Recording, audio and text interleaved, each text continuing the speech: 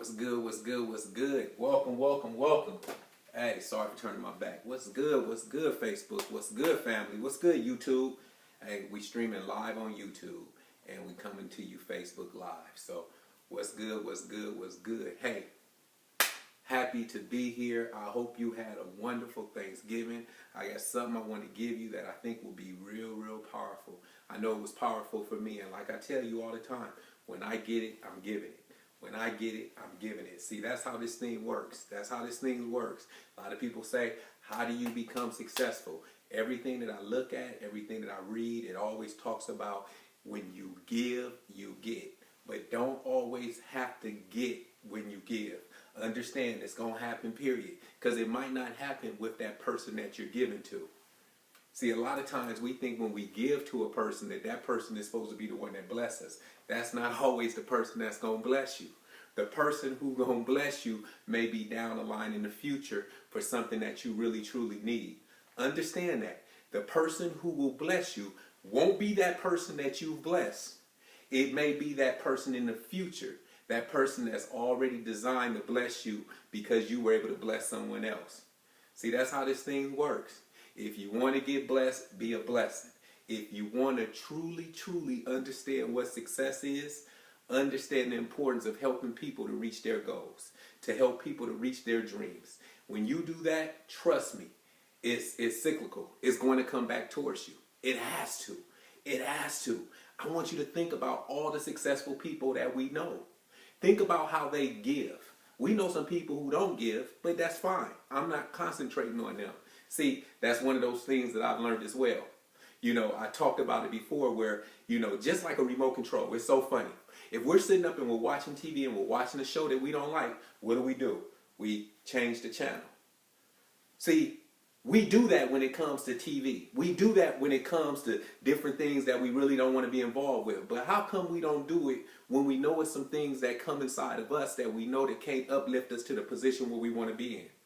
We continue to stay in it. We continue to hang in there. Stop that. It's time to turn the channel.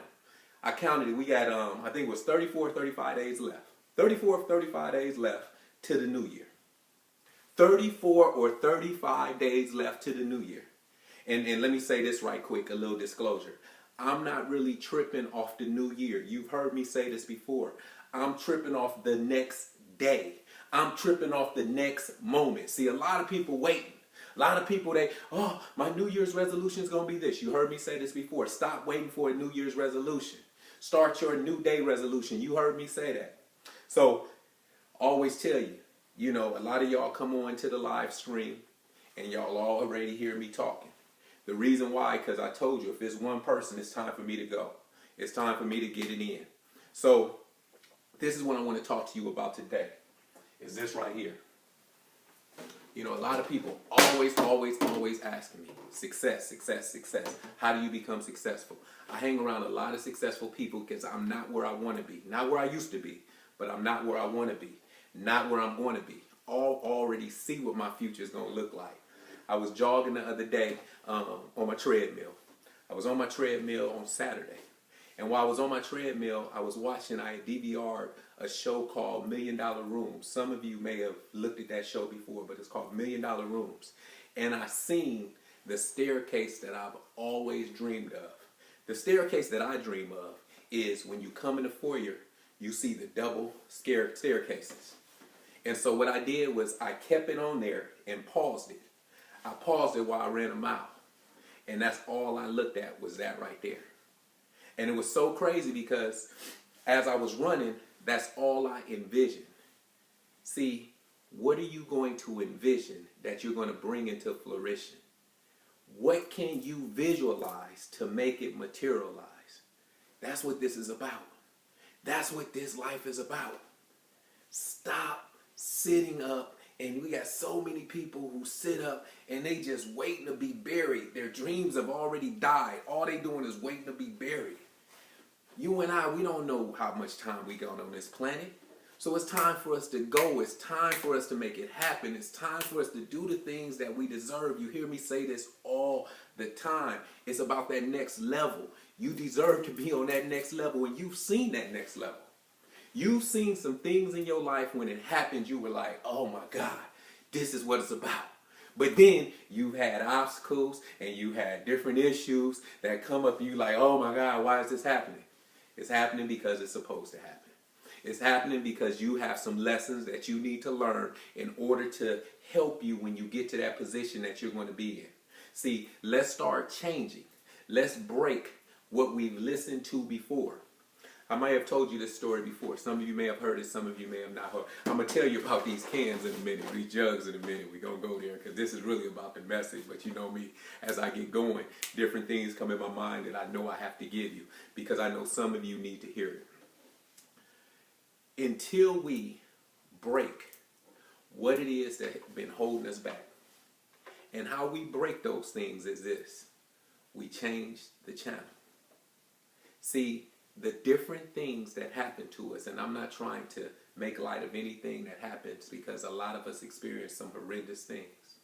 But until we take the power, see, it's that power that we give circumstances that ultimately determine our destination. That's why you have some people that when they go through something, the hard part for them is getting through that something that they're going through. And I feel bad for you because until you're able to deal with that and to understand that I don't care what the situation was, and like I said, I'm not trying to make light of any situation, but what I am trying to tell you is we got to take the power from the situation because we keep giving our power to that person, to that thing that has happened. And as long as we give our power to that person or that thing that has happened, we can't be the person that we're truly supposed to be. We got to take our power back. See, that power was given to you by God, and that power is yours. And you have to make sure that you use that power to help you. And that's what that power is designed to do. You know, some people got a bad attitude and then they change their attitude and then they're this just nice person. I'm not saying that you got to go all the way over here and be this person that is different than who you were designed to be. Because understand, some of the things and some of those things that you've learned, they helped you and they will help you. Just like when you're in a situation, you may need that person. But what you have to do is understand a different way to handle the situation that you're in. See, before you handled the situation wrong. We all have. But now that we understand this power we have, we got to pick and choose when we're going to let that old person come up. And I don't mean the old person, like I said, it can't come up the same way that you used to come up. See, I can't be that old Damon. You know, that old Damon is in me, and that old Damon helps me in different situations because now I can recount different stories in different situations that I can use to help other people. See, that's what that old person is for. It's supposed to help other people. That's what you use that for. You don't use that old person to continue being the same person because then you won't grow. You can use situations to help different people to tell them, oh, look, I tell my student athletes all the time, hey, look. I done did that before, dog. Don't do that. Because if you do that, you're going to end up this. I tell them that all the time. If you end up that, you're going to end up this. If you do that, you're going to end up that. That's how it happens. Einstein said the definition of insanity is doing the same thing expecting a different result. So if you're doing the same thing, the results are going to be the same. So if you want something different, you got to choose to do something different. So these jugs, let me tell you what these jugs are about. A lot of times we make excuses. Wrong, right, or indifferent, we make excuses of why we can't. And as long as we're making those excuses of why we can't, we never will. Understand that.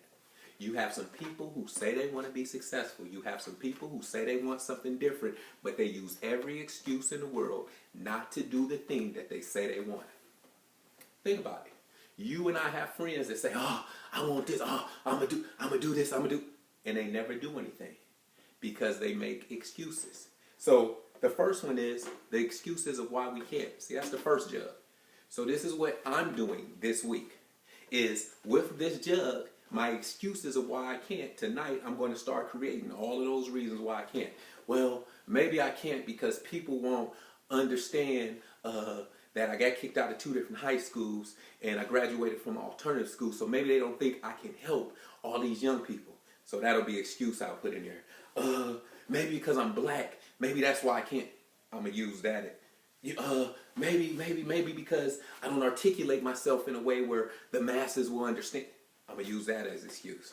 So I'm gonna put all these different excuses in this jug called excuses why I can't. But then I have this other jug. I hope we still on. All right. On this other jug, it says reasons why we must.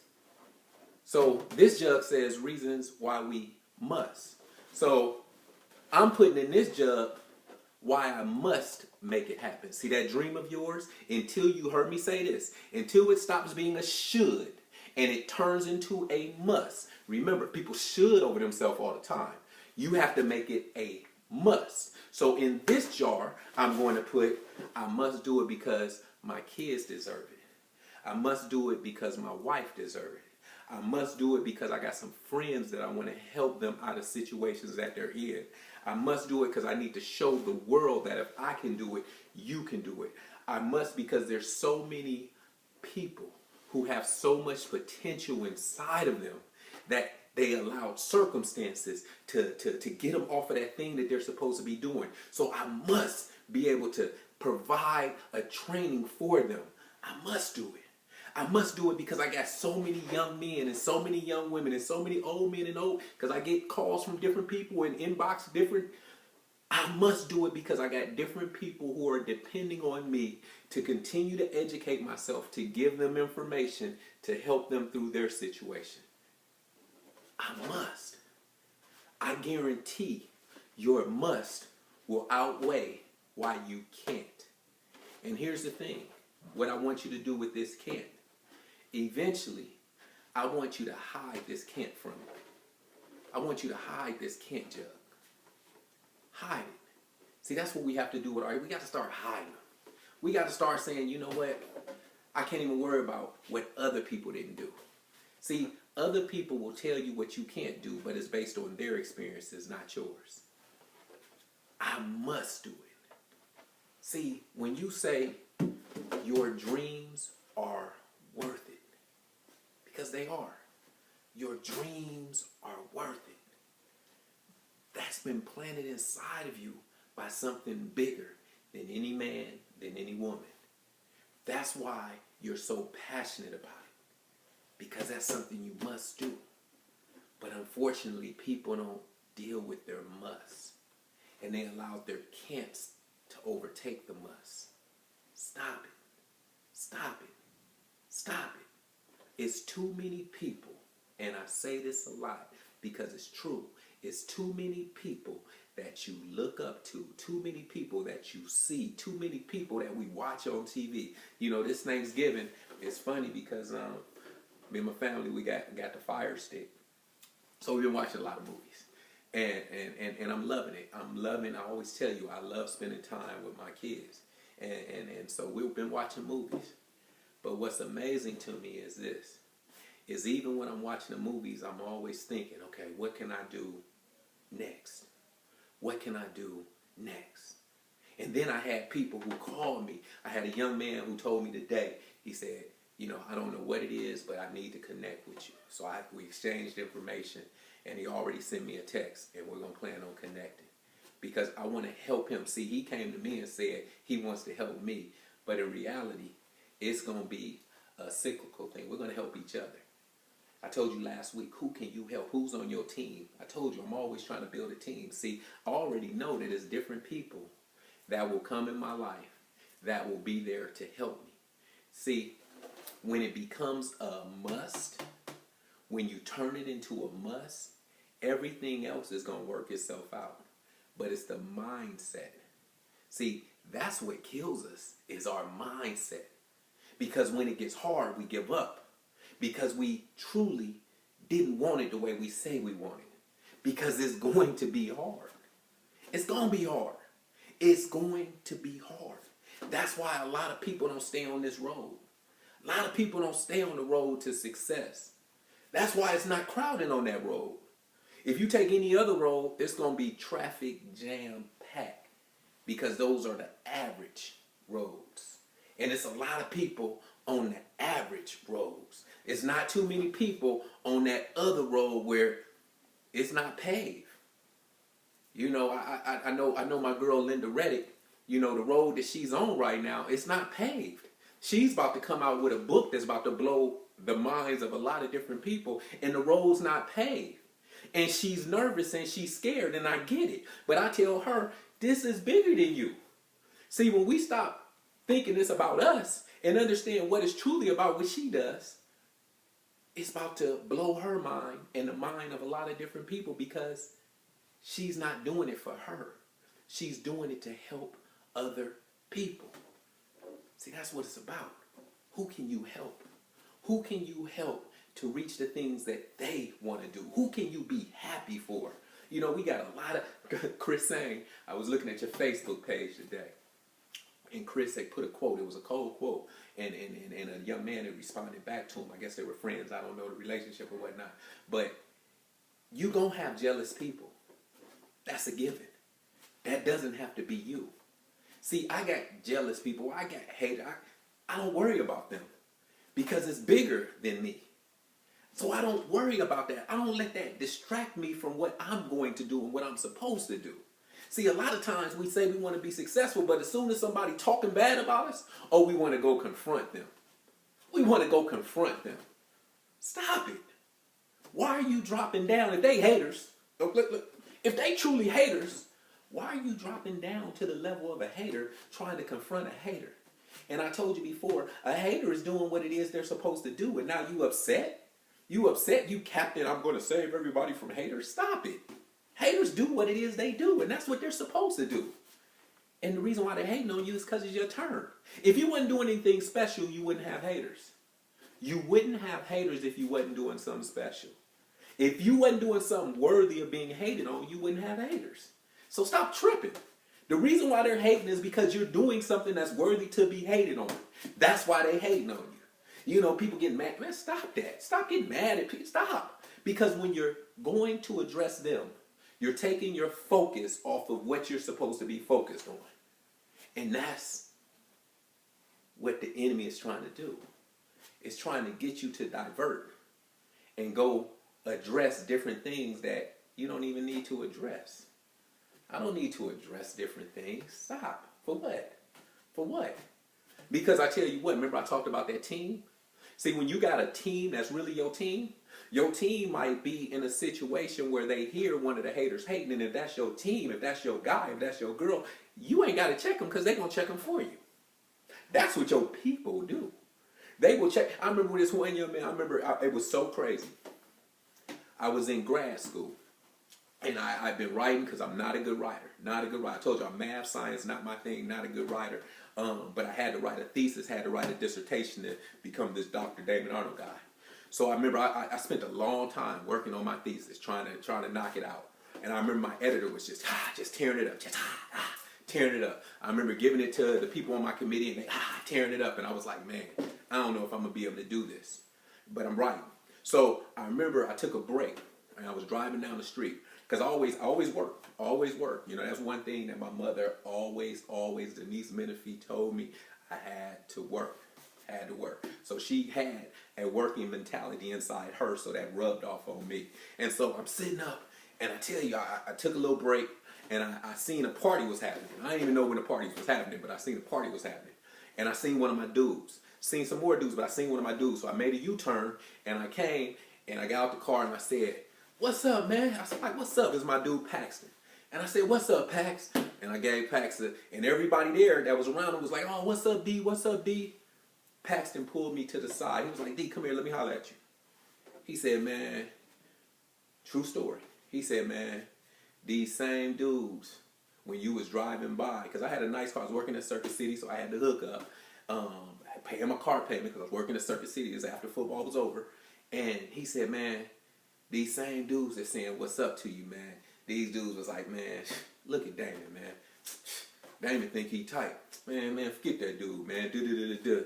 Just talking all kind of madness." But when I pull up, everybody like, "What's up, D?"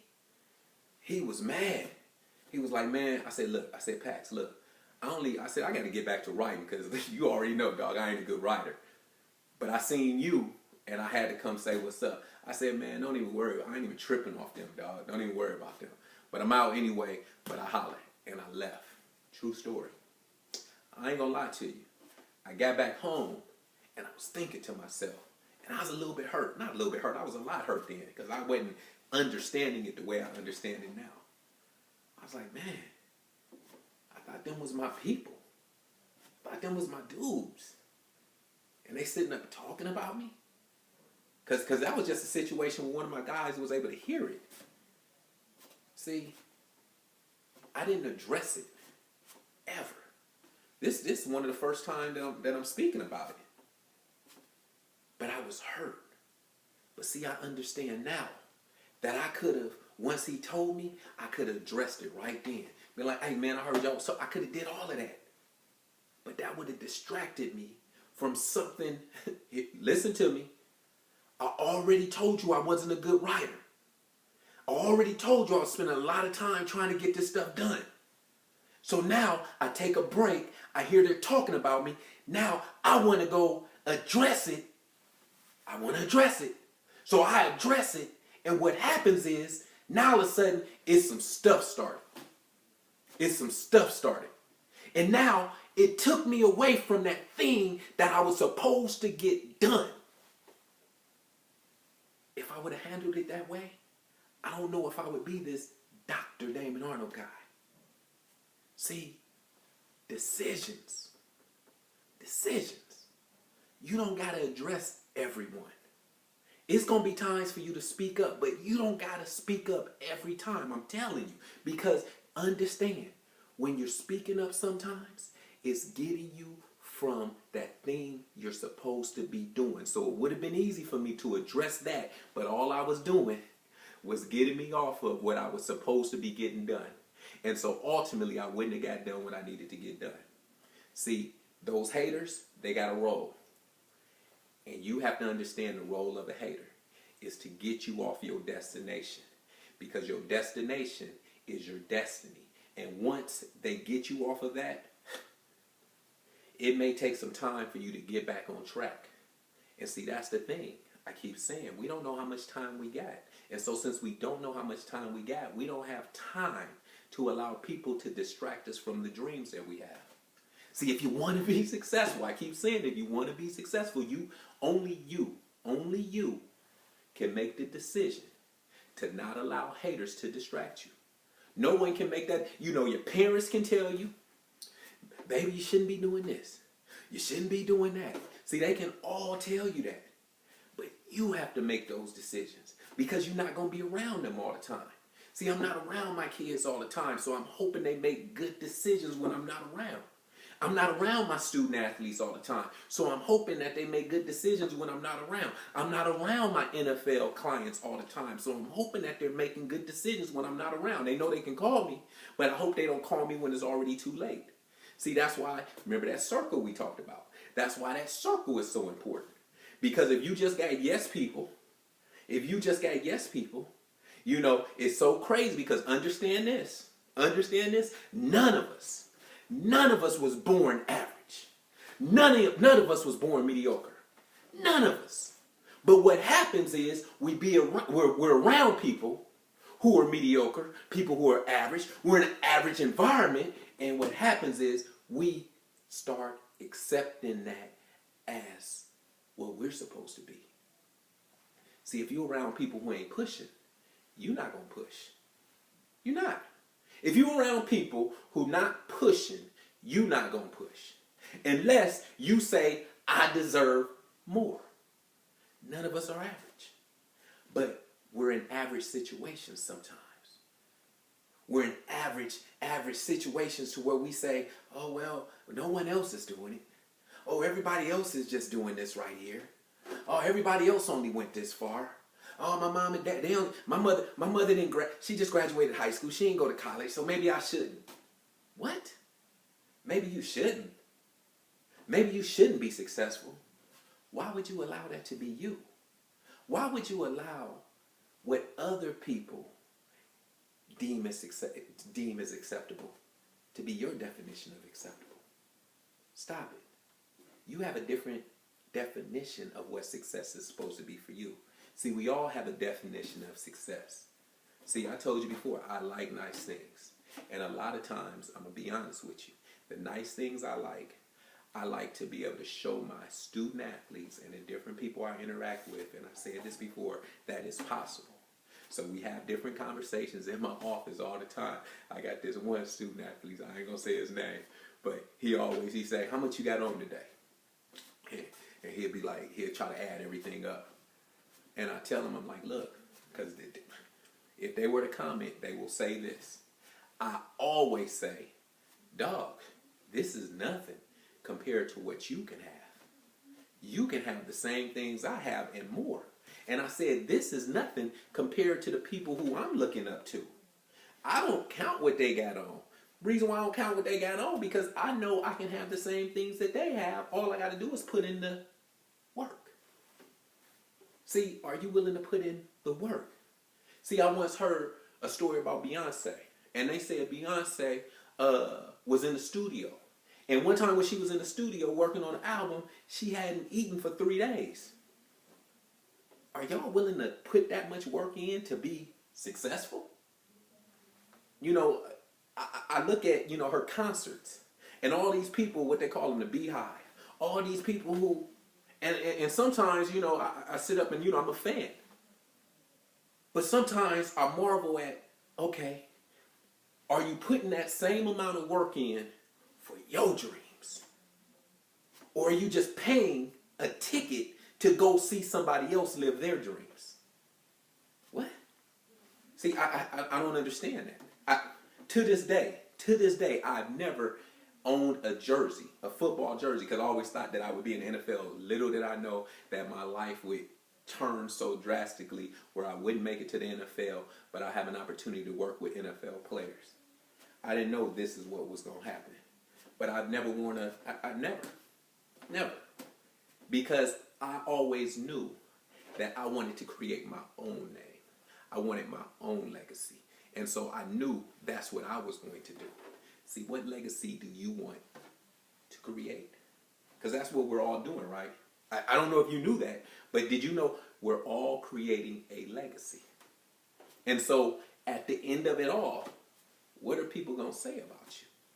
See, I'm trying to leave a legacy where these videos that you see, that my kids, because they're going to have, because I believe a lot of y'all out there truly, truly love me. And so y'all going to see my son, y'all going to see my daughter and be like, man, you Dr. Arnold did it. And y'all going to show them love.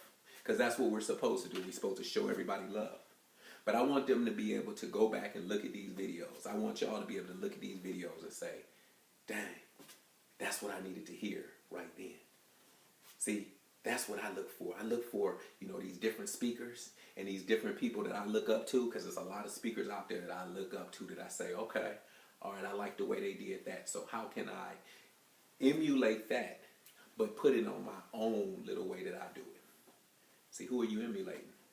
Who are you emulating? Who do you want to be like? Who are you looking up to? There's nothing wrong with looking up to people. There's nothing wrong with it. But I told you before, the problem is we're all born originals, but we die copies. And the problem isn't that we're copying. The problem is that we're copying the wrong folk. Who are you copying? Who are you copying? It's time to get you a circle. And see, that circle might not be people that you see every day. I told you, I look at Les Brown, I look at E.T., I look at Zig Ziglar, I look at Tony Robbins, I look at all of these different people, Oprah, I look at what they're doing because they created a blueprint. I watch how Steve Harvey is following Oprah's blueprint, and he's doing some phenomenal things. And so I'm like, okay, the blueprint is out there. Did y'all realize that the blueprint for success is already out there? It really, really is. But what happens is we don't really believe it. And so you got these successful people who tell you what it's going to take to be successful. Beyonce not eating. I ain't trying to tell you not to eat, but what I am trying to tell you, are you passionate about your dreams? Are you passionate about your gifts to where you forget to eat? She forgot she hadn't eaten because she was that passionate and she was that into it. When last time we did that? When last time we've been so passionate? Oh, wait. I know. University of Michigan, Ohio State game. A lot of y'all was real passionate. A lot of y'all real passionate, and it's all good. You know, I'm a sports. I get it. But what if you took that same passion? Because when I moved out to Michigan, I ain't know. I taught a class, and I ain't know it was that deep. This whole Michigan versus Michigan State is deep. It's deep, and I laugh about it all the time. But it's deep. But what about that same passion? Using it for what it is that you're passionate about. Think about that. Think about your passion for one of those two schools, or any school, or any NBA team, any NFL team. Think about you using that same passion for what it is that you're passionate about. Then how can you not be successful? I mean, if you use that same passion, how could you not be successful? See, that's what it's about. It's about understanding your reason why you must. We gotta turn that passion into a must. By all means necessary. It's time to have, it's time to do the things that we are destined to do. All right, y'all. Hey, 7:35. Let me see who on here. Hey, what's up, Linda? I see you. Hi, Janelle. How are you? Congratulations, Janelle. Congratulations. She graduated. She's now a nurse. I don't want you operating on me or because you ain't got no bedside manners. But anyway, Linda, what's good? What's up? I see you. Is that Trey? What's up, Trey? I see you. I'm sorry. The bros. What's good? Anyway, look, just about to get off of here. But please hear me when I say your excuses of why you can't, we got to start getting rid of that. And we got to have reasons why we must. Find why it's a must that you get it done. I think about you. What's up, Trey? I think about this. I see your different posts with your daughter, and I see your posts with your son, and I see how you in the church. Look, you've turned everything around into a must. And I watched you, and I followed you with the young man, because I know you in Chicago, with the young man and your student who passed away. And I know your passion that you have for these young men and these young women. And it's the same passion that I have. And because you have these experiences that you've been through, that's why you're going to always be able to be a light in their life, because I know you keep it real with them. See, it's when we start to be this other person and we don't keep it real about our situations, that's when we can't help nobody. You know, think about the situations that you've been through and understand how you can help different people. You know, that's why I'm able to travel around the world, because I have so many situations that can help people. My mother told me this story a long time ago. And she said, true story. And I texted her to church. I was at church and I did text her because she had texted me. And I know you ain't supposed to be texting at church, but it was my mama. Pastor was my mama. But she told me the story how I never would talk. When I was growing up. I never would talk. And she said I was about 6 years old. Can you believe? I never would talk. But she said I was about 6 and I was at school. And one of my friends had gotten in trouble. And they was about to get him. And I said, leave him alone. And I just started yelling, and I guess I used some profanity. And I guess the ongoing joke was, my grandmother said, I don't know where he learned how to do that. And everybody looked at her because my grandmother was a cusser, would cuss you out in a minute. But I guess, remember I always talk about that seed that was planted? See, I guess that seed a long time ago was planted. Even then, of what I'm supposed to do, which is help. See, those situations that God allowed me to go through. See, it was allowed to happen. See, that's what I'm starting to understand more about that every day. Our experience are allowed to happen to us. When we start understanding that it's allowed to happen to us and it can't harm us, it's only to provide lessons. It's only to provide lessons for us. My good friend, my pastor, I call him my pastor too, Pastor Marvin Sapp, my guy. And he had put a message the other day because many of you know he lost his wife some years ago, and he said he was talking to God and just really just going through it, and God had asked him what he learned from it, and he said this, and he texted this the other day. He put this on Facebook the other day. He said what he learned is everything in life has a season. Everything in life has a season. Even marriages, even friendships. That's why you just got to stay connected to the person who's not a season. That's not a season right there. That's for eternity. But everything else is seasons. You know, it's going to come a season when my kids going to leave the house. They going to leave the house. And I tell you, know I cry all the time when it comes to those two, because those love them to death. But it's going to be a season when it happens. It's a season for especially parents that will happen. And we just have to be prepared for that season and understand that all we can do is plant seeds. Linda Reddick, plant seeds. And as long as we planted those seeds, understand they're going to be okay. They're going to be okay. And we're going to blow it. We're going to blow it. We're going to blow it. We're going to mess up. But we only mess up because we care. And they know that we care. You know, me and my daughter, we got this relationship. I love her to death, and she know, but I can't stand. She controls me sometimes. Can't stand it. But that's my girl. But I understand that it's going to be a season where I'm going to have to give her away. And it's going to be another man who hopefully I've prepared her to understand what she's worth. So all my ladies, understand what you're worth. Stop settling. You deserve more. You deserve more. And we don't get what it is we want. We get what it is we expect. So if we expect to be treated like a queen, we will be treated like a queen, because it's an expectation. And a lot of times we need to understand that we have to raise our expectations. Our expectations have gotten too low. Our expectations for ultimate success have gotten too low. We got to raise the expectations that we have on ourselves and our expectations on how we're going to expect people to treat us. Because when people get outside of the expectation of how we deserve to be treated, then we have to make a decision whether we still need to be in this relationship or is it a new season.